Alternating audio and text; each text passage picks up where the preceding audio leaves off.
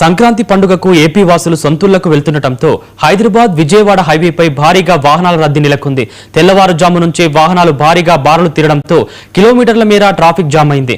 దీంతో విజయవాడ వైపు 11, హైదరాబాద్ వైపు 5 టోల్ బూత్ల గుండా వాహనాలను పంపిస్తున్నారు.